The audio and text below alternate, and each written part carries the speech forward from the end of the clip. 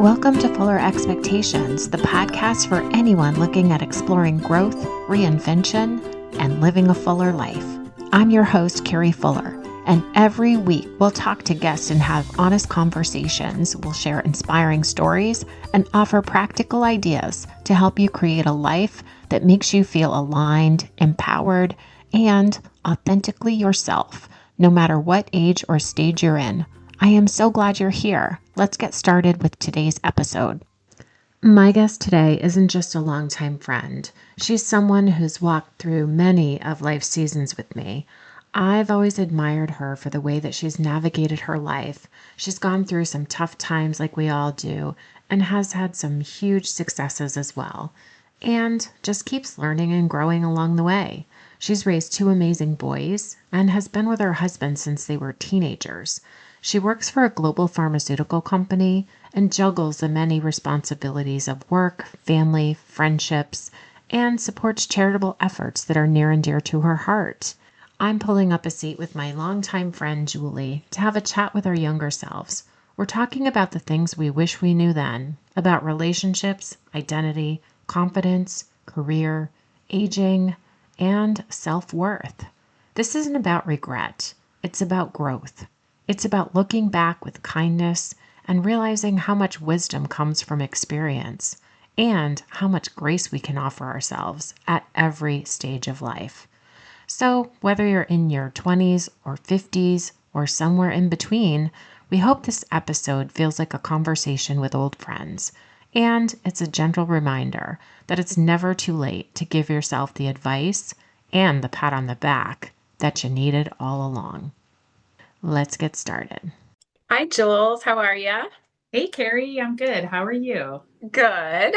I'm so excited to do this with you because I've known you forever. So I feel like when we talk about this, we're going to be going back to stuff that we may or may not have experienced together. So it's kind of fun.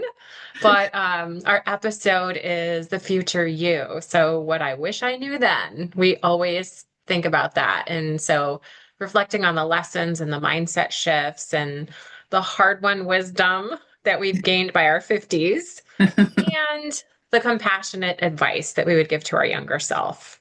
How Great. fun is that? Sounds great. Yeah. So for our opening, I thought it'd be neat to talk about looking back. If your 25 or 30-year-old self could sit down across from you right now, what would she be most surprised by? So I feel like I was such a different person at that time. I mean, I guess a lot of us were, right? But some of my friends had kids at that age. I think about my 25-year-old self, and I had a career at that point. I was working at a trauma center as a respiratory therapist. So I had that going. I already built a house with my husband. So I had that going, but I was partying like crazy. So it's like I think back to that point in my life, and it was like I had two lives living next to each other in a way, which is kind of funny to think back and look back on, because here I had we had built this beautiful home. I had a longtime boyfriend, a career, but I was traveling, living it up, partying, doing whatever I felt like. I guess I could have at that time. I did.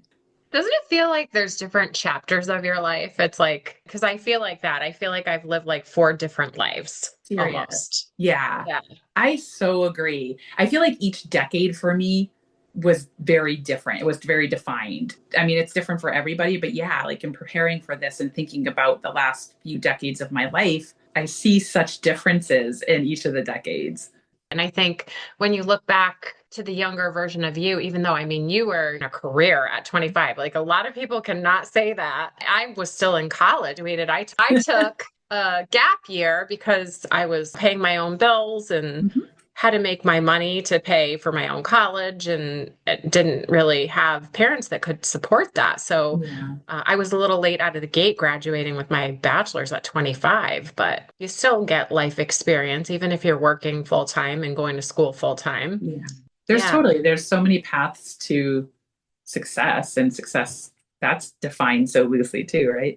But yeah, Yeah. I at that time working and what many people spend a career doing, but I was continuing to go to school as well. So, yeah, it was a fun decade for me. Yeah. But I look back and I'm like, I don't have any regrets. I was having this conversation with my husband last night. I don't have any regrets. We traveled a ton. We'd sleep till noon. I worked nights at the hospital. I'd have girlfriends waiting out in front of the hospital in the morning after my 7 a.m. shift ended. Work the whole night and we go to the beach. So, I mean, that was the time of my life in my 20s that I was able to do that kind of stuff. That's very cool. That a lot of people don't have that. That's awesome. Listen, I would die right now if I tried to work a 7 p.m. to 7 a.m. shift and then go to the beach the next day. So, I know. I know, right? yeah. It's funny because, yeah, I'm thinking about the different versions. Like you said, we feel like we go through these different chapters in life. What version of yourself are you most proud of becoming? I love myself as a mom. I think I'm the most proud of myself as a mom. My kids, I think, have turned out to be nice people. I think I'm able to relate to them. And I think I love the version of me. Not that I'm not always second guessing what I'm doing as a mom, because I think that's inherently normal. Am I being too mean? Am I being too easy? Those kinds of things. But I love the version of me as a mom. And when I look at all of my decades, my life wouldn't be what it is without having had kids, for Changes sure. everything, right? And when you're in it, I know that there's some really long nights. I mean, I remember, especially when they're little and they're not sleeping through the night and the toddler years when it's not always fun and Mhm. there's moms out there like I'm sure, both of us probably were really frustrated at times. So what Mm. would you say to new moms or moms with young kids out there who might be listening and feel like the nights are so long and they just want to get past it because it Yeah, goes I by mean, so fast. it totally does, but like it's so cliche, but the days truly are long and the years are short. And I know I feel like we that have our children have grown have so many little sayings like that. And the moms with little kids probably roll their eyes inside and they're like, whatever. But I tell them, I just had this conversation at the gym this morning with one of the girls that I work out with, and her little kids were there playing on the side, while we were working out. And I was like, you're so lucky. And I'm like, it goes so fast. It just goes so fast. So just enjoy, truly enjoy every second, even the hard ones, even when it's not enjoyable, because you Yeah. will look back and so much of it'll be a blur too. So yeah, just enjoy everything. Absolutely. I agree. I wish I had more than one I child know. because I feel like that too. I'm like, damn, I only have one. I know. But yeah, I agree with that completely. Yeah. And then we think about different key areas of life. So there's like self-worth and confidence and career and purpose and love and relationships and health and body. And we're going to get into all of those. But when talking about self-worth and confidence, what would you tell your younger self about being enough? Especially today. Can you imagine growing up in the day of like social media, Right. having cell phones with cameras on them and all of that? Yeah, I can't imagine the pressure that these kids have and feel. And I applaud when I still see parents that have young teens that aren't allowing them to get phones. I know how hard that must be for them because the pressure from their own kids, their kids' friends, the other parents. But I really feel like it takes kids and changes them, once they have access to that phone. Yeah, so I can't imagine having grown up with that. It's hard enough, especially as a female in this country. I think we're constantly barraged with media that tells us we're not good enough, right? We're not pretty enough, we're not skinny enough, we're not whatever it is. And that's really hard. And then these kids with social media just can't ever step away from it. It's Yeah. constantly there. So, I was listening to a podcast, another podcast actually, and they were talking about the fact that cell phones with cameras exist today. The impact on self-worth and confidence is insane because they said it's not natural to keep looking at pictures of yourself.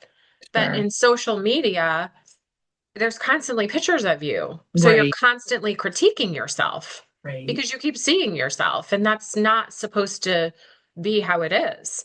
It's so It's, weird.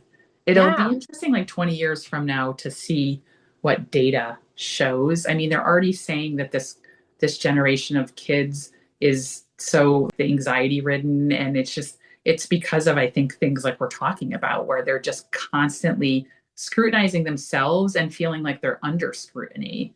And that's got to be terrible. There's girls going and getting injectables on their face and Mhm. enhancing their lips and and they're not even 30 years old yet. And Right. I feel like it has to be because of them constantly seeing like these ads and these perfect people and all of that stuff that they're exposed to on social media Yeah. specifically. I Yeah, feel I like that. agree. Yep, I so agree.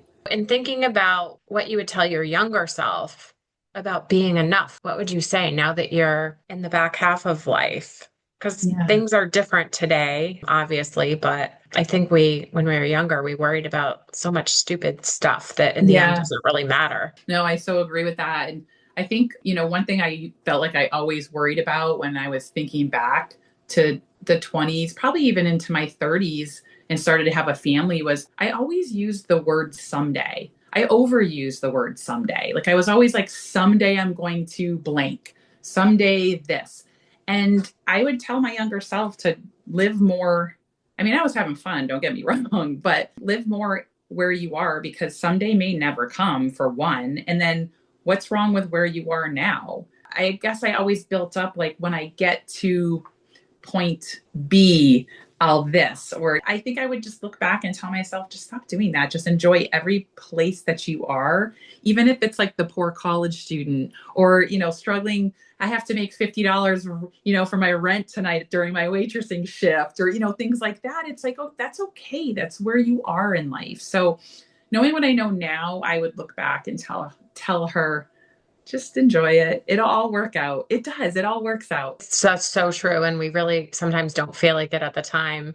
And I Yeah. remember those days of making enough money or working an extra shift to make enough money to pay Yes. the rent or car payment or whatever. Yes. I was like, I got to pay my electric bill tonight. There can't be a snowstorm. I got to like earn enough to pay my cable or whatever it is. So So, crazy. yeah, it was something so And simple about that too, Carrie. Like those, simple. I don't know that I want to go back to it in some ways, but it was so like our lives were so much simpler then.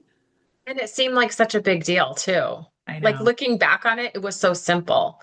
But Yeah, when you're in it, it's like such a big deal. I know. And that's, I think, what's interesting is in the grand scheme of life, where you are 20 years from now, what happened then is like, it's just a memory that you look back on as like, that was really not a big deal. And I thought it was. I do that a lot when I'm worrying about something, even in current time. I will frame things like, will I even remember this in a year? Will I remember this in 6 months? Probably not. Or it'll be such a distant memory. To your point, it'll just be like, it was no big deal. So I frame things like that sometimes and just be like, or if I'm nervous about something, I'll be like, 24 hours from now, I'm going to be on the other side of this. I'll tell my kids that too. If they have like a Yes, big test or something, I'll be like, you know what? This time tomorrow, you won't even be worried about that. It'll be a distant memory. that's so true. I do that when I go to the dentist. An hour from now, I'll be out driving to work Yes, in 1 hour. It's not a big deal. exactly. Yes, it's so true. It helps to frame things like that. At least it does for me. And are there things that you think of from back then, like when you're in your 20s and 30s, or even in your 40s, that you thought mattered, but when you look back on it, it really didn't matter? I think back to that time of my life and some of the things that I thought about myself, even I'm like, I always thought I was fat, which cracks me up because I look back at pictures and I'm like, I clearly remember that time of my life thinking I was heavy or hippie or whatever. And I was probably 30 pounds lighter, 40 pounds than even where I am now. So Yes, it's really interesting to reframe and to think back and to remember how you thought at those times. You that know, is so true. I yeah, feel like that too, because I remember when I was in high school and I weighed like 124 pounds and I thought I was like a cow. it's so true. And I'm like, I couldn't weigh that now if I starve myself for Right. two My leg months. weighs that. It's kind of crazy, but everything's relative, I guess, right? But when you think about career and like having a purpose, what would you say about ambition and success and chasing titles? What would you say about that? For me, it was never about chasing titles. And I feel fortunate. So I had mentioned, like, in my 20s, I think I was screwing off in a lot of ways, but I had my shit together also, like, excuse my French, but I had like almost like two parallel lives. The couple things that I think I always had was value for friendship, value for family, for relationships.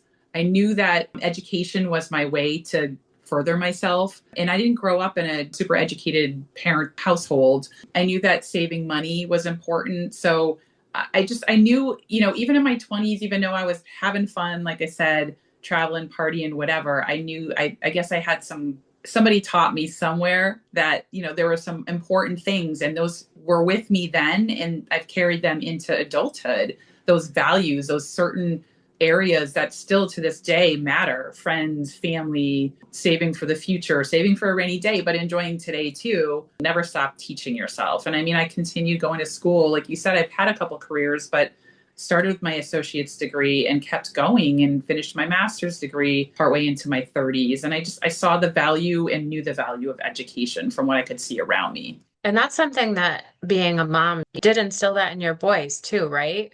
Yeah. So I know a lot of parents, it's really hard today. I can't imagine, like we just talked about, growing up in a world where there's such pressure with technology and providing every little thing to your kids. The values that we grew up with, they're kind of lost today in so Yeah. many ways, but you've raised really good kids. So I feel like you transferred that to them. Thanks. Well, I've tried. I mean, I think I've way overindulged my kids in so many ways, like many of us have, where I feel like constantly trying to make up for the things we didn't have. But I do believe my kids know the value of a dollar and saving and investing. We've always tried to teach them that stuff, being kind to other people, seeing people for who they are. That's been important for myself and my husband to teach our kids that. It's hard. It is hard. Just feel like they grow up so fast It's with true. I all of think that. that like before COVID, we were so good, meaning me and my husband, about really limiting the amount of time my kids could be on their iPad. So they didn't even have cell phones at that point yet. So they had iPads and we would let them go on the iPad 1 hour a day. And even when we had, like, I went back to work at one point and had babysitters, they helped keep track of that. And I felt like my kids were so much more present when they didn't have, outside of that hour, that distraction. And then, fast forward, COVID came and I felt guilty, like a lot of parents, that my kids were stuck at home without friends. So I ended up letting them link up with friends online to games for the social piece of it. And I feel like it just kind of opened the floodwaters. And then they were a little bit older. Then we moved into cell phones and it just changes them. It just changes them. Yeah, it really does. So I yearn for those days and they're never coming back. But when they were both readers, like we always bought them whatever genre of books they liked. And when they only had an hour on an iPad a day, reading was interesting and fun. What would you do differently or the same, if that's the case, in your professional life? Like you said, you've started with an associate's degree, you got a bachelor's, and then when you were in your 30s, you went for your master's. Would you change anything about that? I don't think I would. I transitioned from working in the hospital as a respiratory therapist into pharmaceuticals, and I've spent the rest of my career with the same company. And I wouldn't change a thing about that. I never had the lofty goal of climbing up through the ranks. For me, once I decided I did go want to have kids, I did spend a short time of my life not sure. And then once we decided we were going to have a family, and I was all in with that. So I had no interest in climbing the corporate ladder. I've held a couple different positions in my company, but it's been enough for me. It's been a great ride. And I've been very fortunate to have been with the same company for as long as I have. And I wouldn't change a thing about it, quite honestly. I'm super happy where the choices I've made within my organization. So it's worked out for me. I like what you said too about always keep learning, because I feel like that too. You should always be, even if you've been doing what you're doing for 25, 30 years, to keep learning, even if it's something not even to do with your profession, but like, Yeah. I'd love to learn how to play the piano and I want to learn Spanish to the point where I can actually have a conversation, or Yeah. French even. And Those Yeah. things are really important, I think. Yeah, no, I so agree. My company is big enough that they're big on that here. I love, we have lots of things like growth gigs and other areas because it's a large pharmaceutical company, but we have our footprint in so many different therapeutic areas. Like I work primarily in oncology, but if I want to do a growth gig in a totally different area, like a respiratory or dermatology, there's opportunity for me to do that, to learn more, like you said, to learn maybe what a different book of business looks like. And I love that opportunity. I mean, I really haven't taken them up on it, quite honestly, but I love that it's an option, and some of my coworkers do. And I think it's a great way to stay sharp and keep learning and make sure there's not more for you out there that you might want to try out. Yeah. Absolutely. There's another podcast episode on shifting careers No. midlife.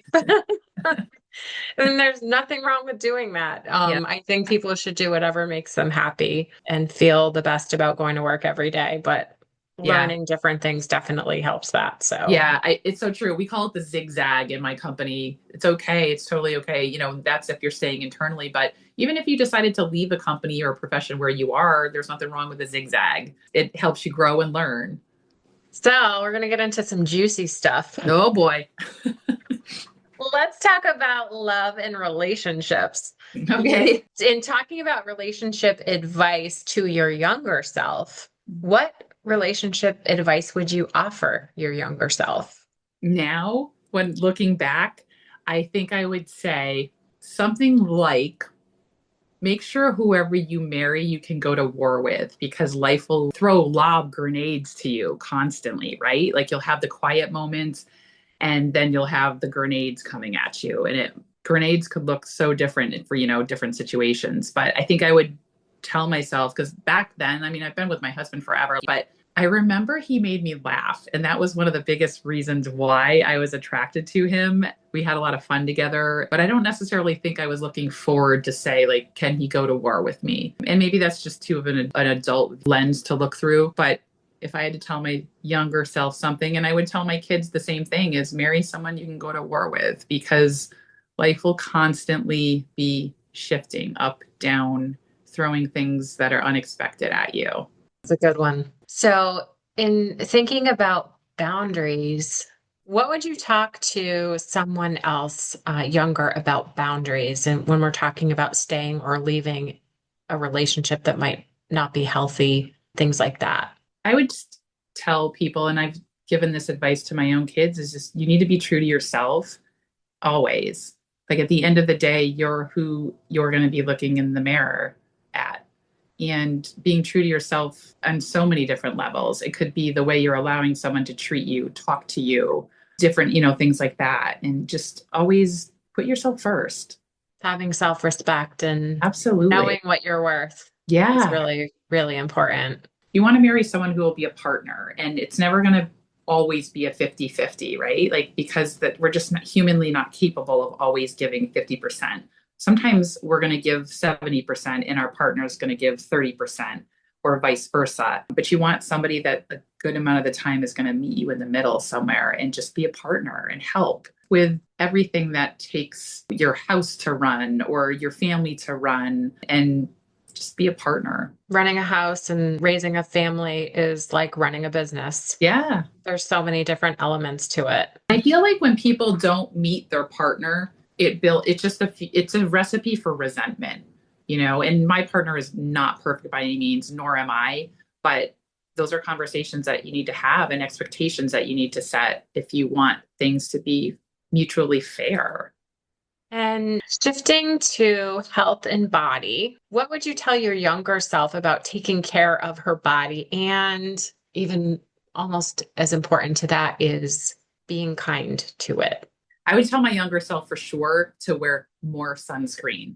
Because I think I spent some of my tin foil with baby oil. Oh, I think our generation, a lot of us did not wear a lot of sunscreen. We're paying for it nowadays. So that's definitely advice I would give to my younger self. And also, you can't fight genetics. A lot of what we do to our bodies is intentional, but some of it's stuff we're born with that you can't undo, or you can help yourself though. So I wasn't real good in my 20s about working out, about taking care of my body. physically. I was active in the sense that I was always moving, but I wasn't purposeful with that movement. But in my 30s, I definitely shifted gears, and my mom had passed away suddenly from a stroke, which for our family, there's a history of high blood pressure, and it just kind of reframed how I looked at things. And I've always worked out since. I've always taken care of my body, and my body's not perfect by any means, but I've always done something to take care of myself physically since my mom died. That's, I think, something that is probably the most important thing. I was a part of a webinar once with work, and it was sponsored by the American Heart Association. And there were two images up on the screen, and it was an image of this really fit older woman, and then an image of this really hunched over, walking with a walker, older women. And the woman from the American Heart Association said, both of these women are 75 years old. Wow. Which one do you want to be? Yeah. And it was like a light bulb went off, where it's like, it's so true, because part of what they said too was 80% of health issues that affect people today are preventable, 80% of them through diet and exercise. Wow. And that's been proven. And I don't think that that's promoted enough. I wish that were plastered all over social media like some of the other stuff is. But the fact that you can prevent 80% of illnesses that eventually sometimes lead to death today, that's just, it's incredible. It is. It's such a like our society in the United States, it's such a fast and we're easy mindset, right? We want everything that's going to come easy. And I fall victim to that just as much as the next person. But they say that, if you want to be doing things like you're describing when you're 75 and seeing someone maybe that's active and traveling, like the time to set yourself up for that is now. Because if you don't take care of your body now, you're not going to physically be able to do that kind of activity when you're a decade or two from now. It's a lot harder to reverse something Yeah. that has happened than it is to just start it. I agree. And also, I think some of it's habit. And if you can't get into the habit now when you're younger and it's theoretically easier because you feel better, and it's going to be harder to do it, I think, in the future. And not that it can't be done, but it's just harder. We're all creatures of habit to begin with. So Yeah. much with habit. I know I was in the habit of coming home from work and pouring a glass of wine while I made dinner, and then I would have another glass of wine while I ate dinner, and then I'd have another glass of wine after dinner. And it's like Yep. pretty soon you're like, holy crap, am I drinking too much? Yeah. Yeah. Before you know it, it's like you had a bottle and you feel fine. That's And the you other feel thing. fine. Yes. Exactly. That's the other thing is like you not only drink the whole bottle over the course of the night, you feel okay. You wake up the next morning, you still feel okay. I'm like, that's kind of scary. I agree. Yeah. Now I'm at the point where I just drink alcohol on the weekends because, to your point, it was a habit, sheer habit. It was, I like the way it tastes too, but it was, and so now I'll put club soda with lime in my wine glass instead of wine, because to me, it's also, it's about the glass. Yeah, it is. It totally is. It's about in the ritual of the glass. This is, like I said, a mocktail, same thing. It's like I want something. It's the end of the work day. I'm with you. I think it's a good idea to enjoy the glass, but to put something non-alcoholic in it Yeah, I agree. for the Although I week do, at least. yeah, I like Homeschooling. to. I like having a drink. Don't get me wrong, but I agree with you about it creeps up on you for sure. Yeah, absolutely. So, in the heart of it all, what would you say the younger you was worried about that in the end did not even really matter? Maybe like a lot of people, I spent so much time worrying about building my future and, not just work wise, but money wise and making the choices that you make, whether it's living in a certain area, buying a house, building a house, whatnot. Really, in the end, that doesn't matter. It matters who's around you and who you're with and the people that you surround yourself with. And I don't know that I didn't know that back then because I certainly, like I said, had the values of family and friendship and the importance of that. I think looking back, I probably would have made some different choices, maybe even where I live. And not that I'm unhappy with that either, but I probably just would have. I wouldn't have probably put the pressures that I put on myself to make some of the choices I did. That's a good answer. And what would you thank your younger self for doing that helped you become who you are today? I didn't grow up with parents that had gone to college. Um, they didn't really bring us up like saying education is your key to, the next step. We just weren't a household like that. And my dad worked 4 jobs to support our family, so my mom could stay home, which was, amazing. And I'm so fortunate that that was an option for us. But I'm so grateful that at some point, I always loved to learn. I always learned quickly and easily. And I loved to read when I was a kid. And I'm just thankful that that carried into my adulthood. And I saw the value of education and learning. And though nobody instilled going to college into me, I knew that that was my path to a better future.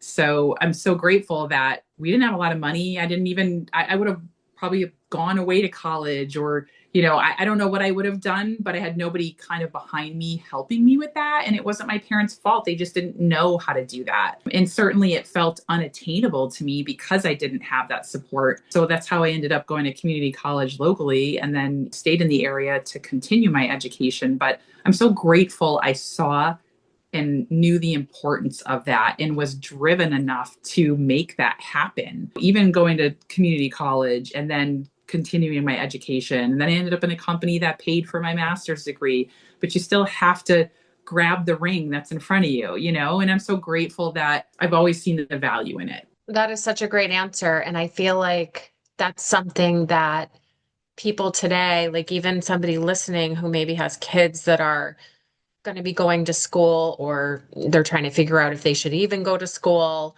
I think that the value of an associate's degree, if you have kids that are headed in the direction of college, but maybe don't have the money or are trying to figure out what they want to do, you can Mhm. never take away the credits of an associate's degree and they can get applied to a bachelor's degree. And I Mhm. feel like there's so much pressure on kids today to go to big universities, like even if they don't even know what they want their major to be. Mhm. Some kids do, which is great. If you have a child that knows exactly what they want to do, that's kind of a rare, I feel like a rare thing. But community college, I went to community college too. I got my Mhm. associate's degree because like you, that's what was affordable. And I did not Mhm. have, my parents didn't go to college either. My mother went to college the same time I did. Mhm. But there's something to be said, and it's totally okay for kids to go to community college. I so agree. And I think there's such a pressure for all of us to justify our existence in this world, especially for the kids just starting out. And like you said, maybe not even knowing what they want to do or what direction they want to head. But community college is a great way to dip your toe into the water, so to speak, and see, hey, is this something that interests me? Do I like this? Maybe even taking some courses that they have never been exposed to that will open them up to things that might interest them. So I agree. I mean, I'm like I said, a big proponent of education.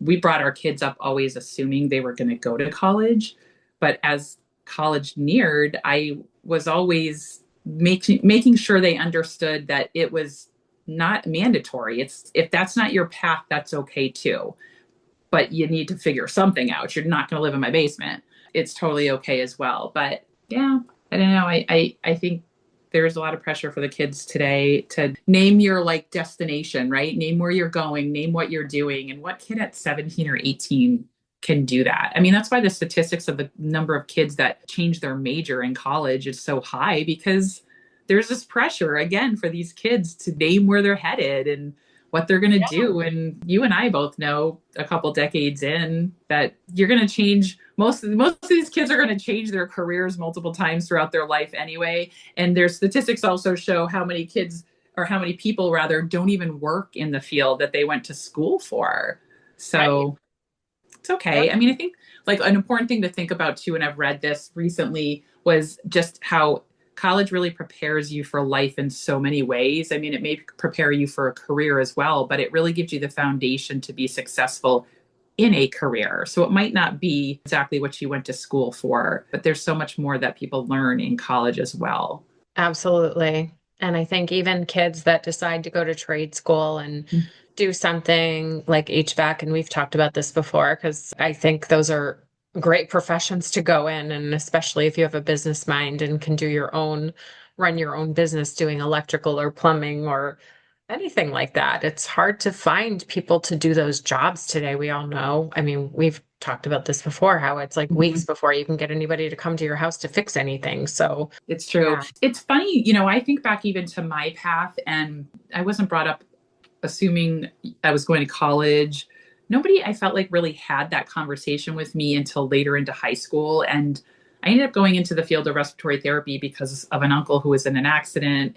He was, I was exposed to the field when he was in the hospital, after his accident. And I went that way because of that reason, not because I had a passion or, a long-standing passion for it.